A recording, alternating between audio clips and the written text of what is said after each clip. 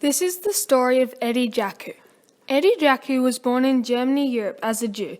At the age of 13, Eddie was kicked out of the high school that his father and grandfather went to. Eddie was then sent to a boarding school, a good school, his father told him. After going to this school, he graduated as a qualified engineer, and he claims that his profession is what saved his life. After graduating, Eddie moved to a small town where he lived for 5 years. While he was there, he worked and went to a trade-like school. While at this school, Eddie had to change his name to Walter Schleif. This way, no one knew that he was Jewish. If anyone found out his real identity, he would be dead.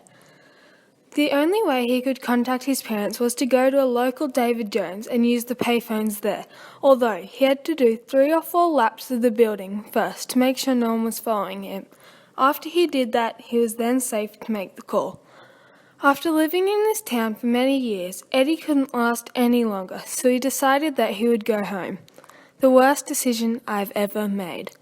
The same night that he got home, 10 Nazis raided his house. He was bashed, abused, stabbed, and tortured. The Nazis told him he was going to die. This was when he was taken to his first concentration camp. Eddie's first concentration camp was a camp for men only. There were 11,000 Jewish men there. At this camp, Eddie found a friend from the boarding school that he went to. This friend had become a guard for the Germans. His friend then went and told the head guards that he was a toolmaker and that he was willing to work for them for the rest of his life. They agreed and let Eddie out of this camp to go and work in a factory for them. However, when his father picked him up from the camp, he didn't take Eddie to the factory where he was supposed to be taken. He took Eddie to a people smuggler. Eddie was then smuggled from Germany across the border to Belgium.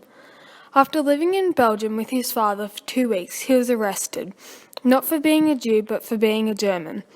He was then taken to a new camp. At this camp there was 4,000 German men.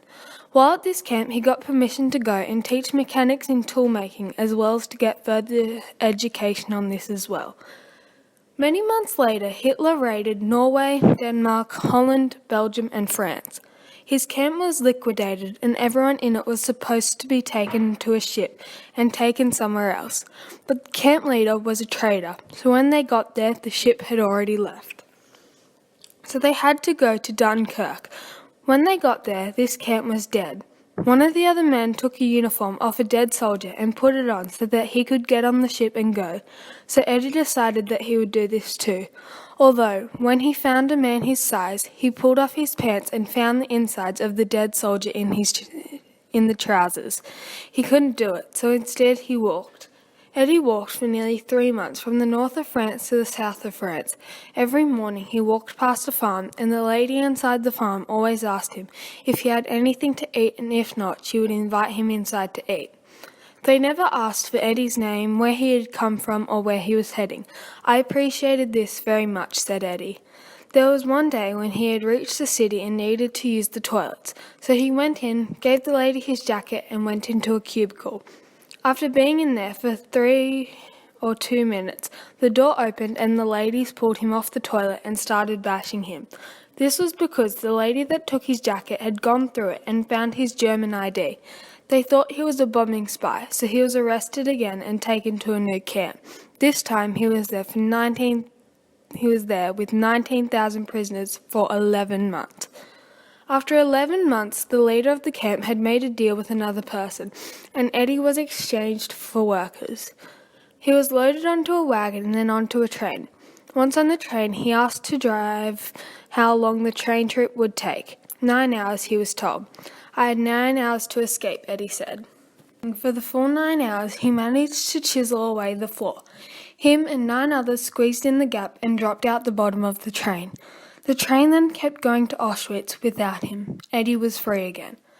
After jumping on a few trains, he ended up back home to where his family lived, although they had all left the apartment where they lived and had gone to live in the attic of 2 elderly gentlemen. He found them in bad shape with no money or anything to buy food with.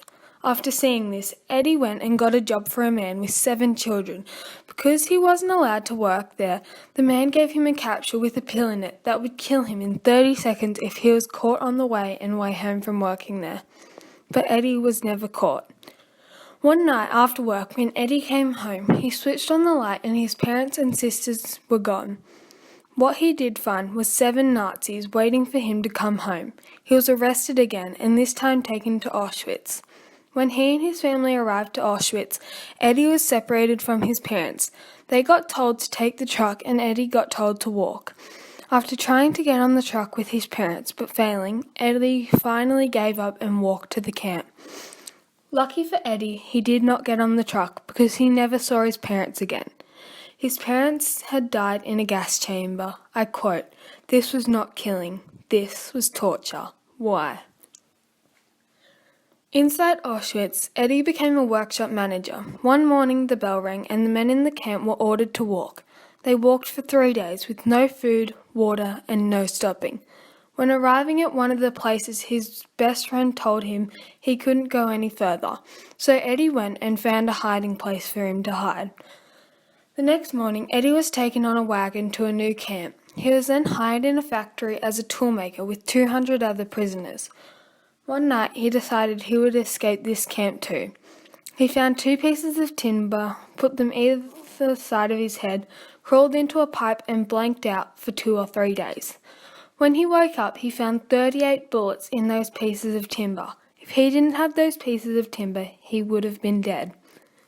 He crawled back out of the pipe and began walking again. He kept walking for 2 hours until he came across a forest.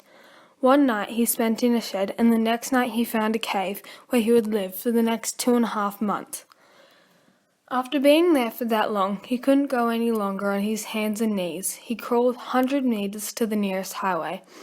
When he got to the highway, he put his head up on the road and there he found an American tank. The war was over and he didn't even know. The American soldiers then took Eddie to the hospital where he was then in a coma for 7 days. After he woke up, he was told that he had a 65% chance of dying and 35% chance of living. 70 years later, Eddie is living a strong, healthy and happy life. He survived the Holocaust.